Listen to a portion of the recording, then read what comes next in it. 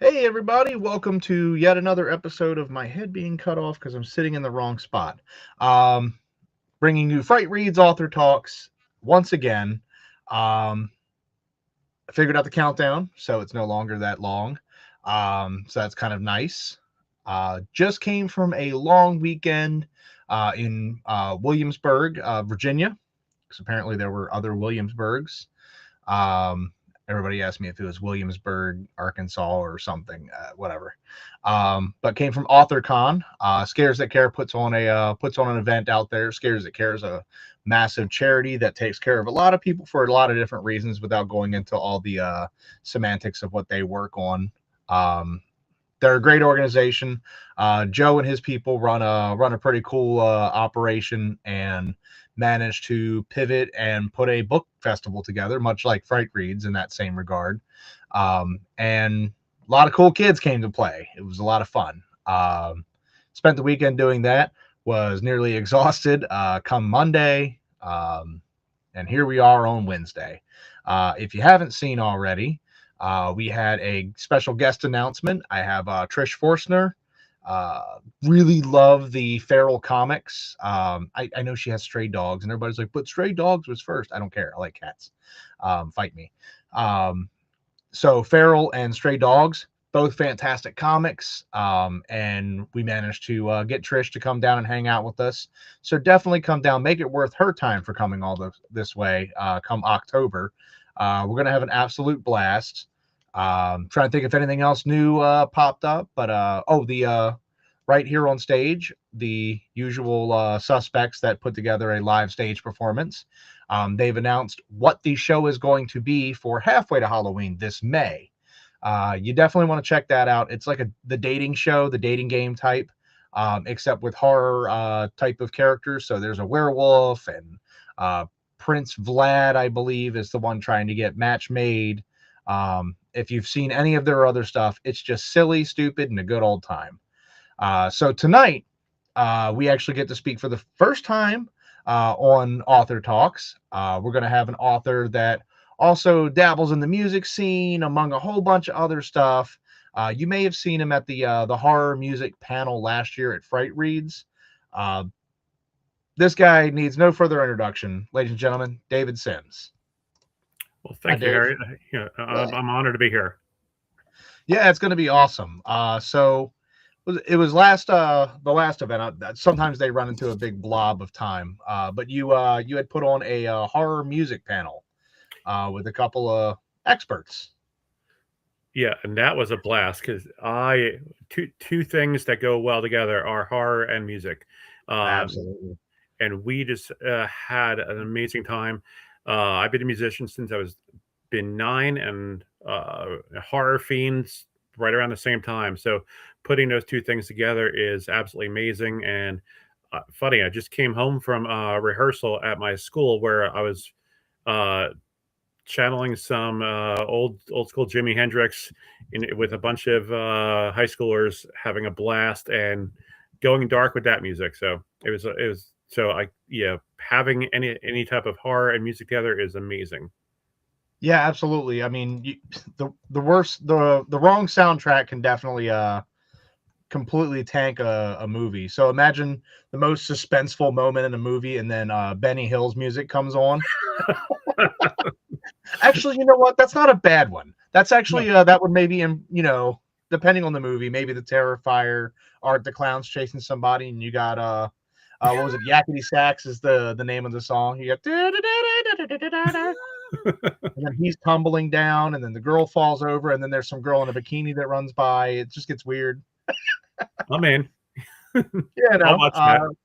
But yeah, the soundtrack can definitely there's very few movies that exist that have just scores that are easily identifiable. But horror movies, for some reason, there's just such a direct connection with the soundtrack itself, because you don't watch a rom-com and hear some of the background strings and piano and go, oh, I know what movie this is. But you hear the theme song to Halloween, you hear the shower scene, you hear any of this stuff, Tubular Bells, any of that stuff, you instantly just go Exorcist, Psycho, Halloween. You can make a direct connection, or even you go as far as sound effects. The sound of the flashbulb going off. How can you not think Texas Chainsaw Massacre? That's not even music. That's just one sound effect. But sound and music absolutely can drive a horror movie for sure. Yeah, absolutely. It's funny you brought that up because I do a lot of workshops on music therapy, usually to calm people down. But it's to study that. It's amazing to see how directors and composers, Alfred Hitchcock, John Carpenter, other people like that, will actually go the opposite way and see if we can ratchet up the tension and actually make people anxious and stressed, which is Yeah. the key. Which is the key for that. So I absolutely love studying how music scientifically works on the brain to actually like creep people out and then calm them down, then creep people out again and calm people down. So it's a fun, yeah, mental manipulation that we all love in horror. So Oh yeah. And if you had to pick one, not regular, I call it mainstream music piece, but a score, just one particular score piece, that is part of a movie, or maybe it's the theme song or the reoccurring song. Which has to be your favorite? that's a great question. I would have to go with anything from John Carpenter, but I go with the very simple, Halloween theme, just because it's beautiful in its simplicity. It's just a really simple line, but just by that simple line, it fits the sparse film in its not Yeah. amateurish thing, but it just because it fits so well. There's nothing grandiose. There's nothing anything else. It's just that simple little line that just sneaks underneath your senses and just kind of makes you creeped out without even realizing it until it's too late. Well, and it's a it's it's simplistic. It Mhm, really is. It's just 1 2 3 1 2 3 1 2 3. But mhm, then there's the chord changes. mhm, You drop down a couple of notches, and then you get some of the deeper tones with it. But then he added on layers of, I think it's a synth, to be very mhm, honest, but like the background stuff. You have this little, like, I think it's a kick drum that's constantly just keeping the rhythm. It's more like mhm. a metronome, but for whatever reason adds to the effect. Then you have the strings going on in the background, and everything's just kind of working together with this very simplistic dun dun dun dun dun dun dun dun dun. It just Yeah. Mhm. it's a perfect marrying of different or different instruments. And you brought up the best point, the layering of that, and you have that simple little line, but when you add a chord change lower, when you add a string, when you add that kick drum, it's you're throwing together all this discordant things together that throws your entire system off because you're expecting to be 1 2 3 4 1 2 3 4, and Carpenter just throws you off just a little bit, just enough to dysregulate your heart rate, dysregulate Yeah. everything else, just to mess with you, which is what we're supposed to do. I love that. It's I'm a huge John Carpenter fan. Obviously, he's my great super Mhm. fully removed uncle. Uh, I tell everybody that I'm like he's my second uncle, fully removed. Um, but I grew up with Halloween and all of the Thing, and just the list of films goes on. But there's just something with Halloween that just Mhm. that I think it's the whole soundtrack, for that matter. Just it's so simplistic, and it's two or three instruments. It's not too busy, it's not too over the top. It's just two or three synthetic pieces that tie in just the intensity, like the from the original. I'm sure there's a million and one pieces Mhm. of the score that go on for Halloween 400 or whatever on now.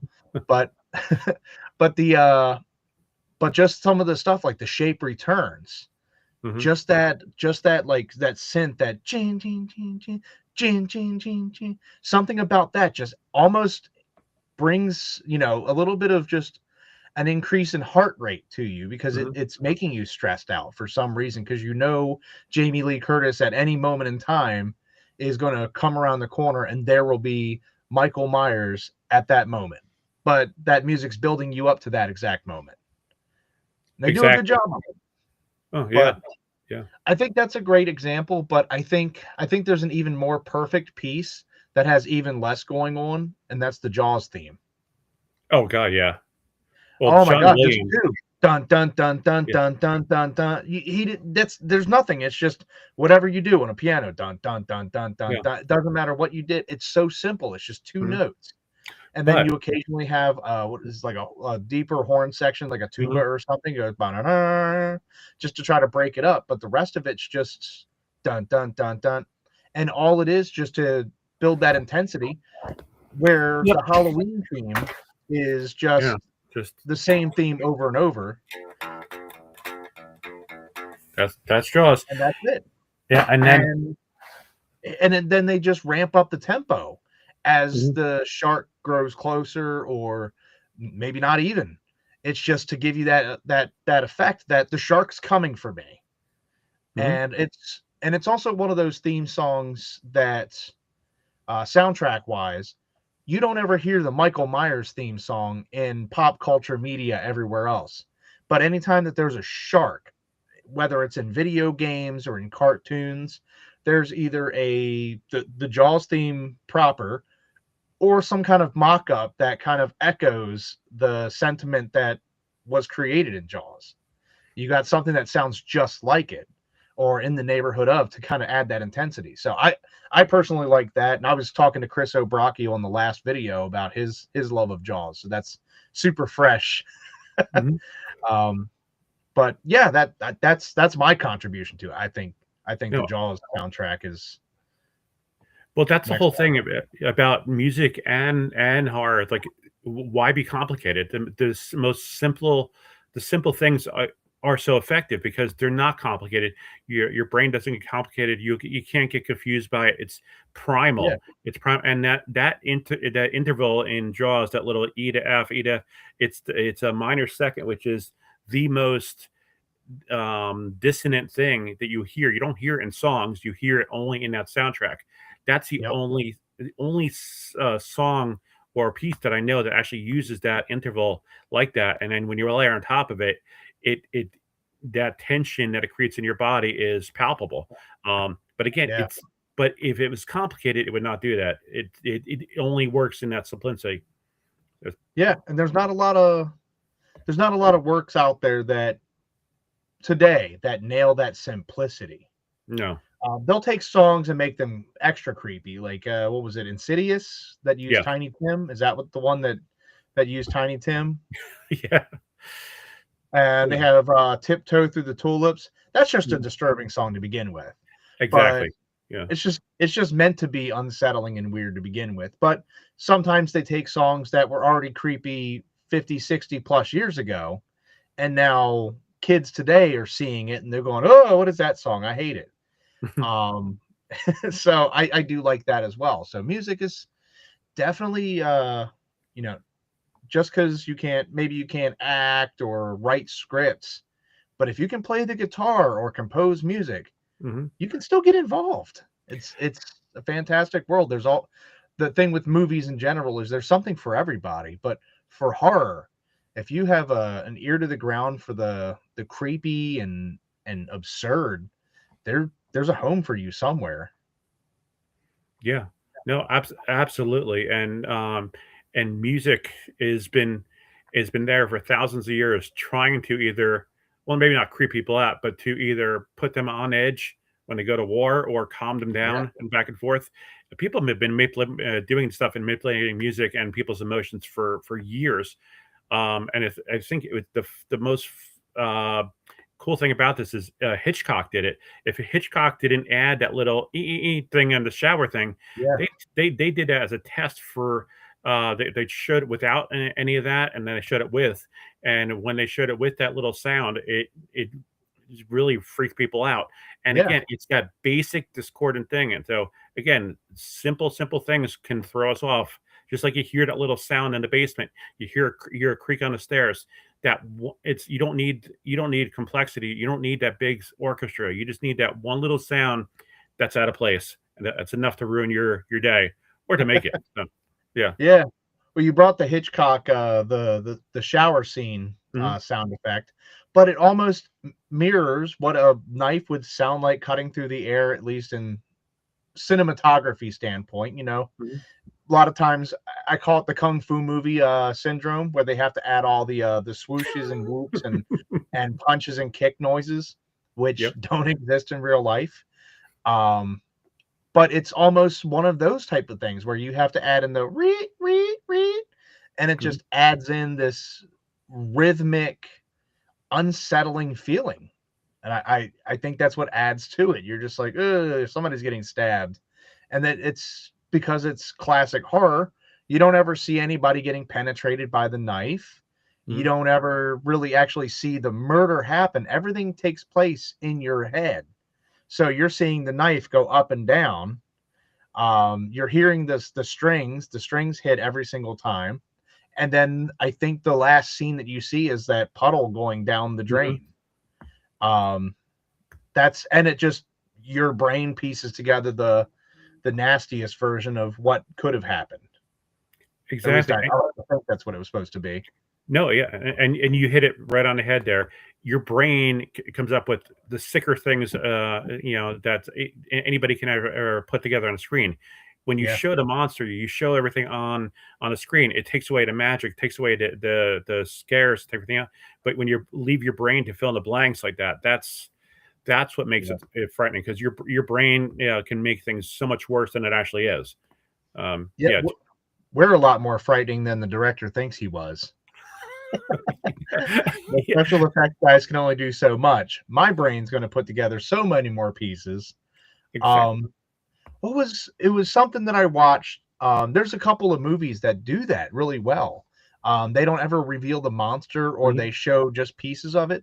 And I think Cloverfield did it Oh yeah. was kind of in the vein of that found footage Hmm. style, but they tried something different. What if Godzilla attacked the city and we got nothing but camcorder footage?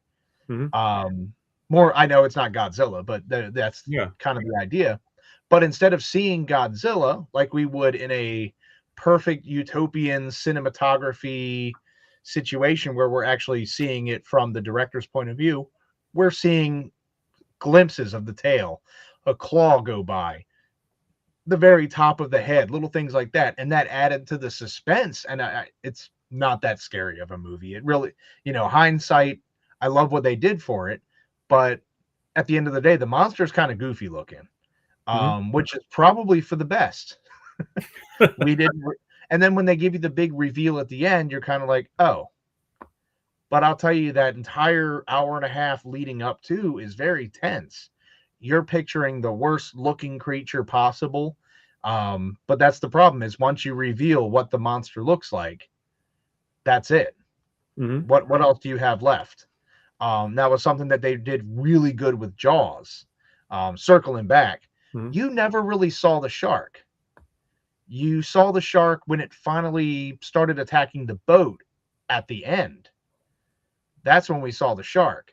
And luckily their prop was pretty convincing because if that thing would have jumped into the boat and looked it already kind of looked goofy when it was kind of pretending to chomp down and we're watching Shaw just slide into it.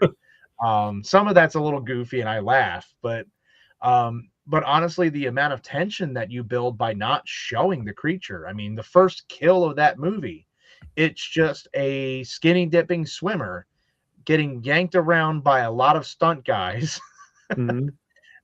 nearly shattering her spine as she zips across the water in all kinds of different directions. The shark is never shown. We see what I think Evil Dead also did the same thing. It's Army of Darkness and all of the other Hmm. Bruce Campbell stuff.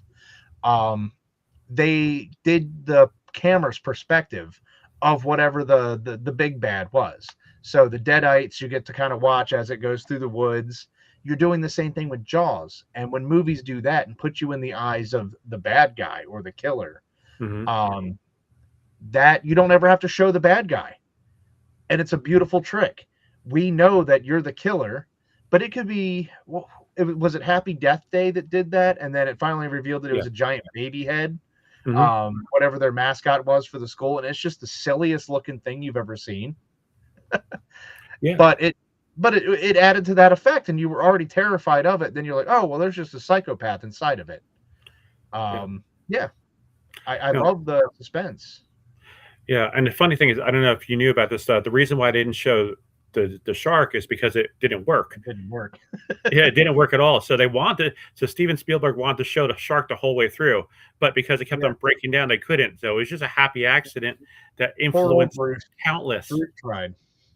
Yeah, Bruce the yeah, shark. He right, tried. But yeah, yeah, I mean, it ended up working out in their favor. yes, They have a unusable shark for 80% of their movie, hmm, and the best that they can do is show shadows or from the shark's perspective. But I don't know if other movies took cues from that, or if that just happens to be a design choice, or maybe they also had malfunctions. But any film that utilizes that, even if it's through the killer's eyes, where you show the mask, uh, going back to Halloween, they do that in the very beginning of Halloween with little hmm, kid Michael Myers. yep, When he puts on his little clown mask, hmm, you see through the clown mask. You know, you got to picture John Carpenter them holding a giant camera with a clown mask on the front of it, trying to go through the house. But um, it works and it adds to a level of tension. But I guess the real question would be, so that's all movies. How do we do that in writing? How do we okay, build that same visual and that same tension? What's a trick? okay. Well, there are two authors who bring to mind about this. One is Tim Levin, one of my favorite writers. He Okay. came up with this a novel called White, where basically it was everything caught in snow, and you never, ever, ever saw the creature. But because of that, because you only it was suggested, and you know it's there. It was white on white, and you can never actually see it. And because the the reader is so used to being spoon fed all the details, what it looks like, what's going to happen, this eating people or taking them apart, something else. But when that doesn't happen, that tension that goes up is never resolved. So you're literally bringing the reader up, and you're keeping them there, which is you keeping it at a level of suspense that's not supposed to be possible. And then I think it was one of the first writers who I ever talked to was Dean Koontz, and he was talking. Okay. He mentioned something in an email. I didn't get to speak to him. He said that one reader wrote to him and said he was a sick son of a gun, whatever. He was terrible. He showed how they were ripping arms and legs off the people. And he said, no, I didn't say it at all. And he showed what he actually did.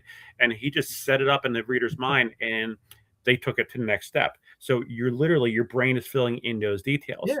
But if you're talented, which hopefully I will be one day, it's, you can, it's the less is more motif there. You can have your style of writing, you can have your great dialogue, but the more, I mean, the less you actually show about the crime or the attack or the creature or something else. We're just saying it. Our minds are going to fill in the details so much better than somebody's description, because in their description, if their description doesn't match what's already in our head, it's going to dissipate that whole tension. But if we keep Yeah. on feeding what's already in your head on the page with our words, with our settings, and with some of the movement, and at the heart of it, emotion, because horror is an emotion.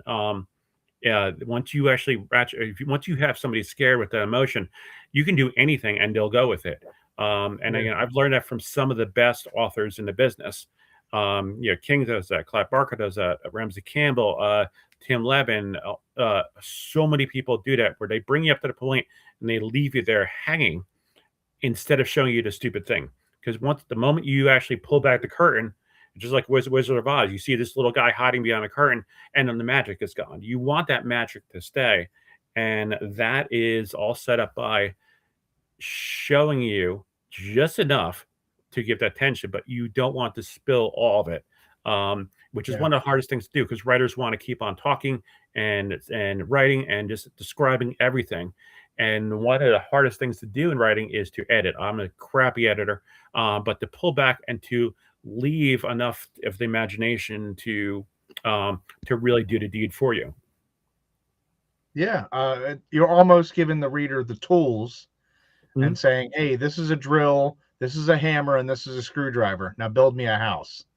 And oh, and they may see, oh, how am I supposed to build a mansion with these tools? Mhm. And that's what a reader can do with whatever you set them up Mhm. mentally. They'll build a grandiose mansion. You're only you could set the bar as high as a shack, Mhm. Yeah. but their mind will run as far as it could possibly go. So, like you mentioned, all this blood, guts, and gore, and people being maimed and ripped apart. But that was never mentioned. That was what that Mhm. reader wanted, I guess, in a Yeah. weird way. That's what they pictured. So they were given the tools and built an entire cul-de-sac um, of ideas, Mhm. and they were never given that. They were just laid the pieces that they need and just took it somewhere else. And I do love that, because some of the best writing is the most visual stuff, but what you can envision yourself. There's enough description that you can picture it, see it, smell it, taste it. You're there with them, Mhm. so to speak. Yeah, and I just find that, again, learning from the greats out there in our genre, actually in any genre, sci-fi, mystery, thriller, or Yeah. whatever. I'm not going to go to romance, but it again, it's just like the more you describe, the less you're making the reader work for you. And again, if we're painting a picture that's that's out of tune with the reader's imagination, it throws you off and takes it away, and Yeah. that's why you need to do this. And again, the masters of the genre know this. Instead of saying, "Hey, you know what? I'm going to show you the monster on page 10 and show you exactly what it does," and then through the rest of the thing, you're like, "Okay, now what? How can you top that? You can't Yeah. top that from now on." So yeah. Yeah, like so in one of my books, I there's a creature called a hell bug. Mhm. My characters get to name the creatures as they see them, and they're not Nice. that creative. At least in the spur of the moment, they're like, that looks like a bug from hell. So they call it a hell bug. It's basically like I describe it to you, where it looks like an oversized ladybug with talons. Mhm. That you don't need any more than that. I don't need to talk about whether it's blue, pink, purple, yellow. Look at a ladybug and then picture a monstrous version. I think that's more than enough for your imagination. And if that's not enough, picture something worse. Um, but I've seen some people go down this rabbit hole where they have to explain the level of the fangs and how many teeth, and after a while you're just kind of like, okay, well, you've left nothing up for me. I never Mhm. tell you how big these things are either, but they swoop down and grab a grown human, a grown man, and fly away with him. So if you were thinking this big, well, think this big. Mhm. Get a little bit bigger. And I try to keep that stuff in there. Um, let's see. We got a couple of comments that have popped in here just a second ago. Let's see what we got here. We got one from Christina. I don't know if you got to see Christina over the weekend, Yeah. Mhm. but she said, "This is why books are ultimately better than the movie most of the time." There's a few. There's a few that Mhm. actually do work sort of better. Mhm. I'm gonna upset a lot of people, but I think Stephen King's It works a lot better as a film, because nobody's scared of the Pennywise they came up in their heads. They're scared of Tim Curry. Mhm. They're scared Yeah. of him, and now Skarsgård, Mhm. which added a whole new level with his freaky separate moving eye. Um, you have very few opportunities that something is much better than what you can come up with in your mind. And I think Tim Curry was able to, in some weird way, deliver much better than Stephen King could ever deliver on paper. Absolutely. And to piggyback on that, because again, I do agree, obviously, that books are better than the movies because of our own minds painting it. But you're talking to go back to John Carpenter, The Thing. Okay, if you read Who Goes There, um, it's like that's it's a fine book, but it does not give you that horror. When you see that little thing running around and morphing and changing into Yeah, us, and that's like the ultimate loss of identity when the thing is literally turning into what we are. That's scary as hell. And the yeah, final scene, like we're like, okay, who's it now? It's terrifying, but it's something that the book didn't pull off. But but again, Christina's right. In most cases, the book can give you the mental imagery that nothing else can. But again, I'm Yeah. with you on it. So yes, Yeah, I was gonna say there's a few. There's a there's few a few. Yeah. we'll pick and choose out of Mm. an entire just bin of everything that's ever been made ever. But yeah, definitely The Thing for sure. There's a few of them that you just something about the visuals, you just need to be immersed in it. Hmm. Not just in your own brain, but to hear whatever the director has put together for sounds or visuals, whatever the special effects team has put together. And I always go back to there's some because there's Stephen King movies that um I hadn't read the book in a while, but I think is it the Langoliers? Is that the one Yes. that they're just Hmm. slowly chewing away the world? Hmm. That is the goofiest looking movie I think I've ever seen in my entire life. The I know the effects just weren't there, Hmm. but when you read the book, you read the story of it, and you get this otherworldly eldritch feeling. And you're like, oh man, what happens? Where does this go? And then what you see on the movie, you see it just slowly deleting the film Hmm. as it goes across with like just I don't know, magic marker. I don't know what they used. Um, Yeah. it's just one of those things where you're like, you keep remaking some of the same movies that were good in the first place. Like I think Hmm. it now, not that I don't like the remake of it Hmm. because that one came out of the gate really hot, Yeah. but the thing with some of the movies like so Christina brings up Thinner. Hmm. Um Thinner is one I don't know that I think you need a visual. Hmm. Um but they just came out with Life of Chuck. Oh my God. Yeah. Um Yeah. Life of Chuck, I think I haven't seen it yet. It's on my list. I absolutely adored that story. Because If It Bleeds, I hated that, Hmm. the title story, but the other stories that kind of came with it worked beautifully. Mr. Harrigan's Phone, I watched, I think Netflix picked it up Yeah. for the movie version, and it was almost frame for frame with what I saw Hmm. in the book. It but it didn't offer me anything new. All I Yeah. did was I got to hear the ringtone, I think, was the only difference. Instead of picturing going Stand By Your Man, oh, okay. Hmm. I know what that song should sound like. Now I get to hear it. But it didn't offer me anything new. But like Christina brought up Thinner, I think to see the effects that they used on the guy and to show how grotesquely thin he became at the tail end when he Hmm. was desperate and begging and pleading for this curse to be lifted. I think that's all. I don't know if it's better to see it special effect wise or can your brain cook up enough? True. That's where I see it, dude. Can Yeah. you? Can you It depends. picture how thin you get?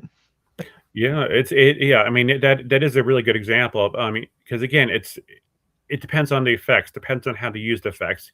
Is it a cheesy CGI thing, or is it like the Langoliers with the little magic marker thing?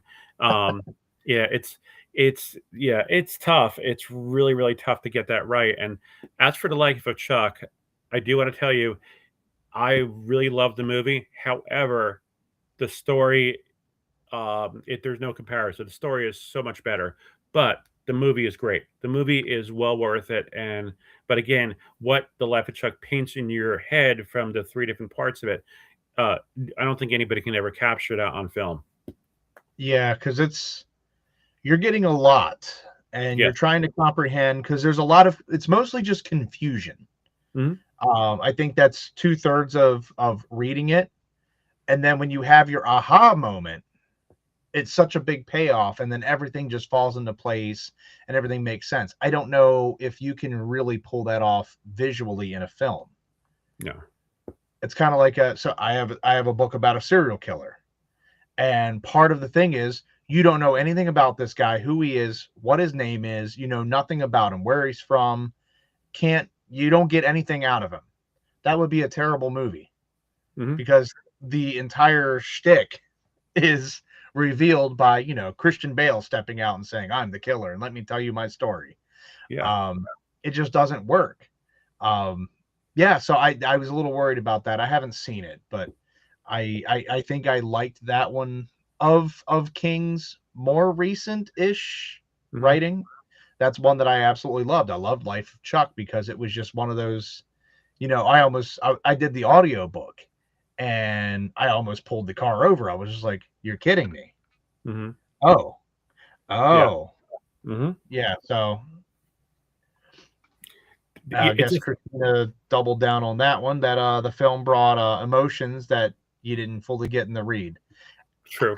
Yeah, I think so. I think you can, but that's also because you can visually identify with Loki Hmm. and the rest of the cast. You start to get connected to the actor Hmm. playing the character, and now you're seeing them go through the struggle, and that just means that Hiddleston was a great actor in the story. So that's what matters to me. But yeah, it's two different beasts. I hate people that are movie purists or book purists. Hmm. There's a place for both. Exactly. And I'll die on the hill of The Princess Bride. I rest my Mhm. case. I'm with you 100% there. Yeah, it really does depend. It's like, yeah, you can't say one way or the other. But Life of Chuck, when you watch it, you'll know what we're talking about. Yeah, There are certain things that work beautifully. And again, all I can say is Tom Hiddleston's dance scene steals the movie. That cannot be put on book. However, the whole first act, when the world's kind of going crazy, yeah, there's no way you can put that in a film. So yeah, like you're saying, you some films do it, some books do it better. You yeah, can't make an overarching generalization. yeah. So speaking of books, you got a bunch of stuff that you bring to Fright Reads Mhm, here and there.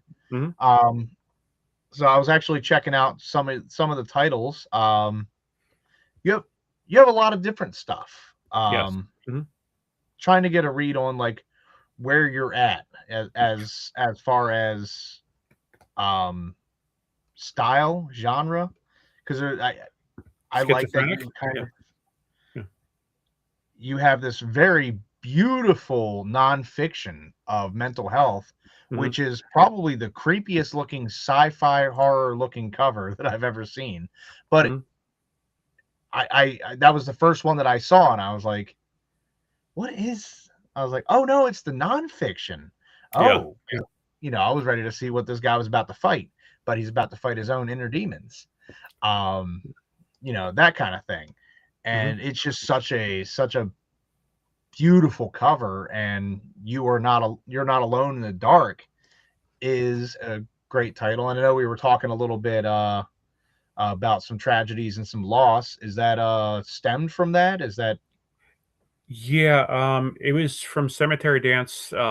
They decided to get together a whole lot of authors, a lot of famous authors, and me, just to go through and talk about how mental health issues are helped by the creative process, and just to talk about that. And I wrote about anxiety and then how that can be a beast, but you can also yeah, cage that beast. And again, just so where I think where a lot of us, whether writers, musicians, actors, whatever, artists, um, we all go through the same hell in different ways, with loss of people, loss of friends, loss of family, tragedies, what have you, and everybody has their own coping mechanisms. But creative people, we have an amazing coping mechanism that is a double-edged sword. You can either our imagination can help purge all those horrible things, but sometimes our imagination says, you know what, screw you, I'm going to scare the crap out of you even more, and then replaying those things in more vivid detail than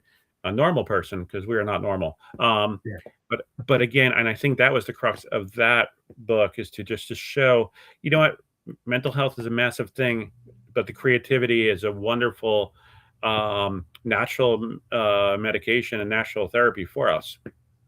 absolutely, yeah. And it's sometimes I had a friend of mine that has I think it was some kind of ADHD or Mhm, offshoot of, and they're afraid to get on the medication mhm, because their creativity will mhm. hone in, and they're like, I kind of like being all over the place because I'll get some weird ideas. Yeah. So if you can embrace it and it doesn't cause detriment to your Mhm. life or progress, it is what it is. Join the crowd. We're all on some kind of neurodivergency in some way, shape, or form. Otherwise, we Yep. wouldn't be doing this. Yes. Um, but yeah, I was also looking at Dark Muse. Mhm. Is that one of the earlier works of yours? That was Maybe. my first novel, yes.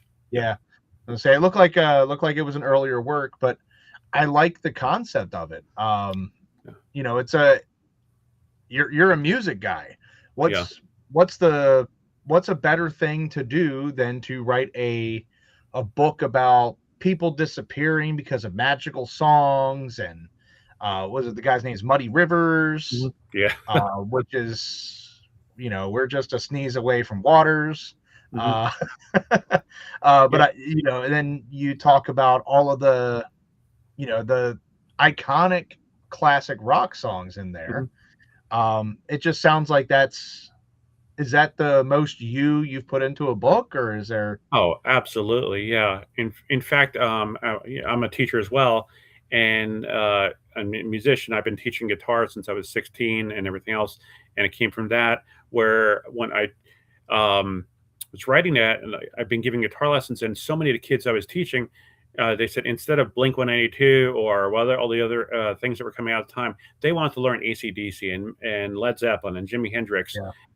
and so it came from a special love of my students where they were telling me, this song is a living, breathing thing to me. So I figured when I was writing it, it's like, let's make that Smoke on the Water creepy. Let's make that Stairway to Heaven, put in some zombies there, or Tom Sawyer, make it some like Cthulhu-like creatures in the water they have to navigate through and back and forth. I literally want to make music a living, breathing thing, which could be wondrous or it could be friggin' scary. But I want to really kind of like a love letter to my students, but also to the music that's influenced me. And that was my first tattoo I have, just because I wanted a dark muse on my arm, because my dark muse is what gets me through life. So, and that I carry with me 24/7. And it doesn't take you to this mysterious world when you play their music either. I You wish don't it did. disappear and everybody's got to look for you. What a shame. No, and I like that. You several times you said the talented authors, the better authors. I do the same thing. Mhm. I was hanging out at AuthorCon, going, look at all these cool kids. I'm over here Yeah. for no reason. Um, yeah, but that's a unique idea. I don't think that not too many things have used the I call it the music as a weapon or music as a Mhm. tool concept. There's a video game, Brutal Legend, that Jack Black was behind, Mhm. where he literally uses metal to save the world. Yeah. But there's not too many that have that kind of I'm going to say heart behind it. Mhm. It's usually just an excuse to what would be a good musically driven story, but yours is coming from a place of passion for the classics Mhm. and a lot of your own personal connections to it. But I'm glad that the kids are not playing Blink 182 and Green Day. I mean, I'm glad they're learning more than three chords. Yeah, that would be a true horror if they were stuck on that. So yeah, Yeah, yeah, it's the three chord syndrome because I think they're both the same three chords just played in opposite directions. pretty much. Yeah. Nothing wrong with it. I mean, what Green Day song isn't catchy? Yeah. But and if Billy Joe can make a what 35 40 year career Mhm. out of three chords, Yep. more power to him. But yeah, there's definitely something to learning Pink Floyd and Zeppelin. These guys took a lot of time and a lot of drugs to come up with some of these riffs. Um, Maybe that's my problem. I don't take drugs, and I should. Maybe I could write better songs, better books. yeah, that's, Yeah. Kidding, that's how kidding. you There get you go. the Yeah, musical hits. yeah. That's what we're doing wrong. Mhm. But I love that you've melded that all in. Mhm. And then you have what the is the Ameriscares for a younger generation? Yes, that's Okay. Elizabeth Massey, who's an icon in the horror industry. it was her series, and she not farmed that, but she asked a few of her closest friends to write some things in there. And I figure I'm from New Jersey originally, so what's scarier than New Jersey? Yeah, and so and she said pick something in New Jersey. I was like, okay, the Jersey Devil, but I Yeah. went I went deeper with that one. Instead of just showing the monster, showing how the monster is in people and how the monster may come out in people and may not. And I think that was the driving force behind that. I wanted to go take a hard left turn on that myth. Yeah, yeah, and I saw that in there, and like as soon as you said I picked the Jersey Devil, I was like, ah, but that Yeah. really is. I mean, I guess what's scarier than New Jersey? I guess the Jersey Devil. Yeah. But the whole thing was is like I didn't want to go into saying here's the wings, here's the tail, here's the horse head. I want to put a spin on it that again will ratchet up the tension there, and hopefully I did. Hopefully I sent some kids into therapy. So we'll see. Yeah. That's the plan. Yep. Yeah, so did you get to buy a lot of crap this weekend from a lot of people, or were you like me and came home empty-handed other than your own stuff? Well, okay, here, okay. I probably not going to make many friends with this, but did come home with a lot of books, but I didn't pay for them. And no, I'm not a kleptomaniac, but I Hey, as am long as also you run fast enough, anything's free. it's true. But one because reading is a passion for me. Review books. I review books for Cemetery Yeah. Dance, for Monster Librarian, sometimes Publishers Weekly, and so which means is people give me their books to review.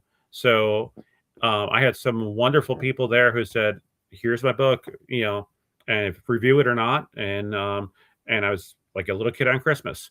So yeah, I took home a lot of books, but I don't. Yeah, I think I paid for a few of them, but not many.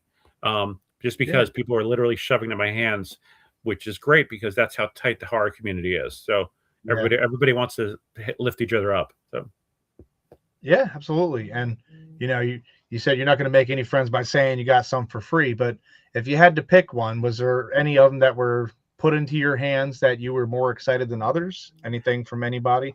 absolutely, one of my favorite newer writers, Rebecca Rowland, who Yeah. came up with an amazing uh, analogy a few years ago of American Cannibal, which is all, Mhm. and then a Gen X one, and then she had a book that came out this past year about Killer Snow, which was it sounds stupid, but it's like it's so amazing.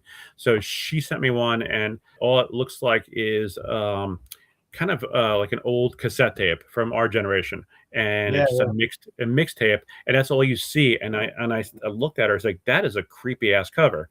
So, and just because, well, it's Women in Horror Month, so I want to celebrate that. yeah, But absolutely. also, just because again, amazing writer, and I love finding touting at writers who need to be a whole lot bigger. So yeah. Yeah, there's like I felt bad because I didn't buy anything from anybody, but I have Mhm. like I kept saying, I was like, I have most of your guys' crap. It's in the other room. So don't give me a weird look when I'm not leaving with a tote full of Mhm. everybody's books. Like I read a couple by Royal Mhm. Poff, who was down Yep. the road from you. Um, I've read Dan Franklin's books. That guy's an absolute saint. Yep. Um, I'm trying to think who all was in there. I got a bunch of Clay McLeod Chapman's books in the other room Mhm. that I'm still working to get through. Just everybody in there. I was like, wow, it's just such a good group of people. And Ron Yeah. Malfi just hanging out in there. It's like, don't I see you enough around the neighborhood? Yeah. Yeah. But Ron's a good guy, and he's actually somebody that I recommend to people when I see them floating around the horror aisle, Mhm. and they're reaching for a Stephen King book, and they're kind of like, I'm like, whoa. What do you like to read? And they're like, I guess Stephen King. And it's like that's not the only name in horror, number one. Mhm. Let's I was wearing a based on the novel by Stephen King shirt the other Mhm. day. So I mean, obviously I have my favorites, but um he's not the only one. And I try to, as I don't know if it's the event runner in me that I want all of you guys to be seen to some Mhm. degree, Yeah. or if it's just just a genuine frustration of, guys, there's more than just Stephen King. Mm-hmm. But I'll point them to the direction of Ron Malfi usually. Because I'm like, if you're in that, like, that surrealistic bad things are going to happen to these people just because the world's weird or the town's weird, that's Ron Malfi, Yeah. 1,000%. That's Black Mouth, that's small town horror, that's Mm-hmm. all these different stories. We just read Snow by him for Yeah. our book club. Yeah. You just happen to be there. You Yeah. didn't do anything wrong. All you did was break down on the side of the road, and sucks to be you. Yeah. Those are some of the best setups for stories. You don't have to be an inherently bad person, and now this curse is now over you. Nope, you just had a flat tire, and you got it in the wrong place. Yeah. So I recommend him and Joe Hill usually. I always say that's Stephen King Jr. if you want to know. So Mm-hmm. that's Stephen King's son. Yeah, Balfi's great. I like his floating staircase was the first one I reviewed by him, and Okay. then Snow is I'm glad you mentioned that because that's a favorite. But It's again, fun. Killer Snowman. yeah, yeah, it just yeah. But again, taking that the innocent object, taking an innocent situation, something that we all go through every single day, and then flipping on its head and making it friggin' scary. That's Yeah. awesome. But It that makes you really check your tire pressure, the fuel level, and the anytime that you're weather, going through the Midwest. yeah, yes, Yeah. yeah, And that's what exactly. a good book should do.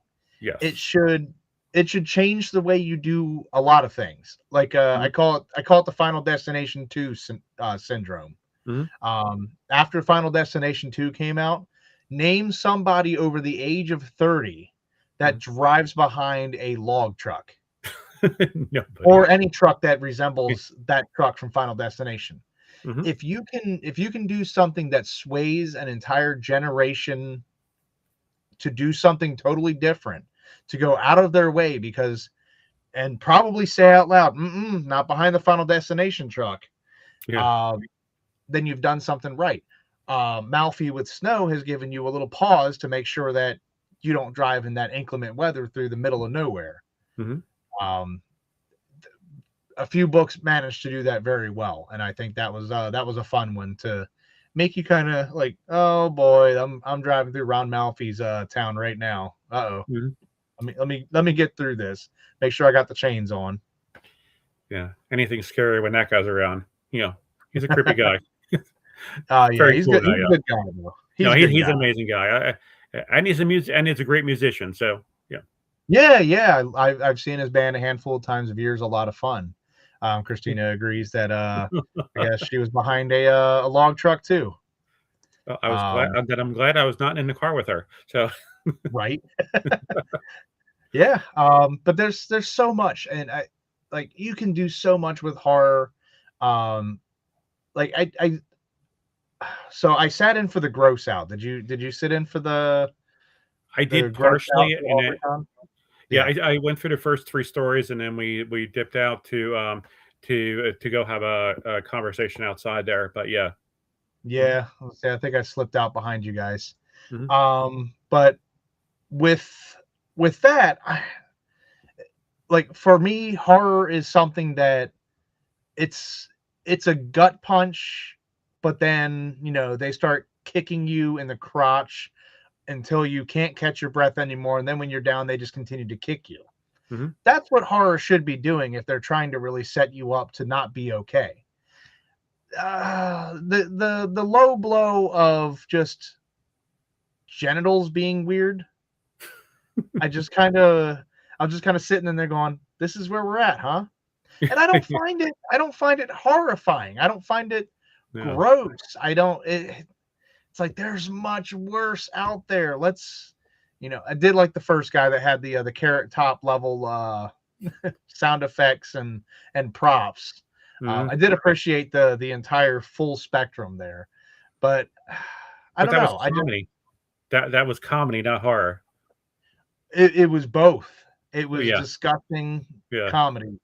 yes, But I liked it because at least it gave you. I don't know that the story was, you know, take out the sound effects and all the goofy stuff, and it was just kind of like, oh, nah, mhm, next. And then the next story, you're like, next. Well, granted, I'll give Royal some credit. That was a true story. That makes it even gross that they went through that. Oh, But at the same time, I'm like, yeah. now that you followed 500 stories about genitals looking and feeling and being weird, buttholes doing something weird, I'm like, Yeah. Yeah. I don't know. But that's the thing. I think horror is so subjective too. Mhm. Um, that's the thing that gets me. They're like, oh, that was the scariest thing I ever read. And I'm just like, eh. Yeah. Uh, Yeah, you're right. You have so many different like subgenres of horror. I mean, I hear things like I wrote a historical horror thing, and people say, "Well, where's the monster? Where's the?" It's like that's not the point. The horror is the people, and then other people, and then I put monsters and other things. And some people go for splatterpunk, some people go for body horror, some people go for yeah, quiet horror, and other things. It's again, you're right. It's totally subjective. If whatever fits that person's wants and depravities. yeah, definitely the depravities. Yeah. But that's the thing. I hate that question. So if somebody came up to your table and said, "What's your scariest book?" I Mhm. hate that question. Yeah. I'm It's like, like I don't know, none of them because they don't scare yeah, me. I was there. I wrote them. yeah. What I scares did me it. is the royalties, yeah, there that scares me. Yeah, Yeah. yeah. The fact that you're going to walk away from my table and not buy it. Um, ooh, scary. But that's the thing. I don't think your books aren't good. I don't think that they're below everybody else in that room. People bought your books, I'm sure.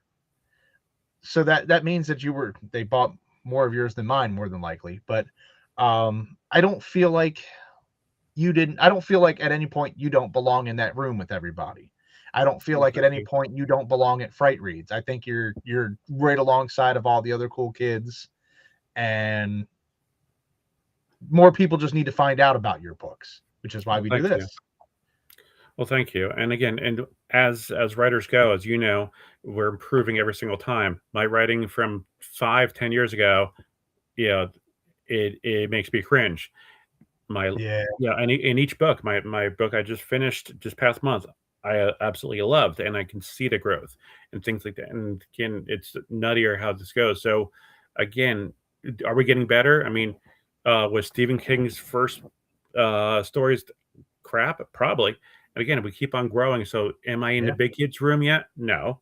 But am I in the same house as them? Sure.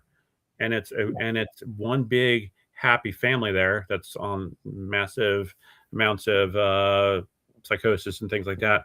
But I think that's one another thing I love about horror. They're so inclusive, and they will say, "Here, you know what? You don't have a seven-figure deal yet. You don't have a bestseller yet, but you're one of us." And that's what I love so much about the community. So welcoming and say, "Hey, you know yeah. what, Dave? Come on in and play with us." Absolutely, and I love that too because I think my first experience dealing with I'm going to say one of the big shots Mhm, was I had to work with Adam Caesar, mhm, the old clown in a yeah, cornfield guy. Um, Nothing like trying to work alongside of him for a panel, mhm, having no idea how to discuss his works because to be honest, at that time I hadn't touched it. I knew that clown in a cornfield was a big deal, but I didn't know why. Um, mhm, but all of these experiences and changing over a lot of the people that I associated with, I'm growing. mhm, I'm actually right now getting a lot of my original first stuff just re-edited yeah, because it's bad. When your editor puts in the sidebar for the margin, have you yep, considered any other line of work yeah, exactly. for my 13-year-old book? Have you Yep. considered literally anything else? um, as a joke. But um, yeah, it's that's all you can do is grow. So you said you're working on a new book, and maybe that'll be out Fright Reads time. Yeah, it should be out this summer. It's all about cryptids. Um, Ooh, a cryptid book. So y'all I definitely want need to check that out. Yeah, it's like Jurassic Park, but with cryptids. Oh, life finds a way. Spare no expense. Let's buy this Yeah. book. So, Dave, thank you so much. We have hit the hour mark. Okay. I like to try to hit that hour and Yep. get out of here before I'm in here for a 6-hour video. Because I know Ference likes to do that with Things Forsaken, and I get roped in with great stories, and we just keep Yeah. going on. It's 2.5 hours. I'm dying. But thank you. Thanks, Christina, for chiming in. Yeah, one of the most accepting of upcoming female authors too. I don't know if that's in regards to Frightreads or for AuthorCon, but I think that applies to both because there's a huge surplus of both at both. Mhm. But thank you so much, Dave, for joining. Yeah. You can trying to bring up let's bring that back up here. I can't get the buttons to work. davidsinsmuse.com if you guys are interested in looking at any of the stories that we talked about, from the Jersey Devil story to the mental health awareness nonfiction short story collection. All of that stuff is available on your website. Definitely grab them, and or make a shopping list. Come out and bug Dave when we do a in-person event and pick up a handful of stories. Make him Yep. feel like one of the cool kids. Yep. Halfway to Halloween and Frightreads will be there. Yeah. Yeah, if you can make it to either of those shows, you got May 9th or October 24th and 25th, depending on Mhm. which one you want to go to. Frightreads.com for all tickets, information. Always Facebook, Instagram. We're going to be announcing more authors, more special guests. We got a couple of big ones on the way, which is going to be really awesome. And more details for Halfway to Halloween's stage schedule and more. Definitely follow it on anywhere you can follow. Again, Dave, thank you so much for stopping through. Thank you, everybody, Mhm. for watching. And I will see you next week, where I have had a week off from Brian Paoni, so now I can tolerate him for an hour. Uh, Mhm. that's so terrible. It is. But thank But he you. knows I love him. Yeah. But thank you so much for having me, and thank you for everybody listening and whoever is going to watch it in the future. I really do appreciate it because without readers, we're nothing. So thank you. Absolutely. Well, thank you very much. So give everything a follow, and we'll see you next week.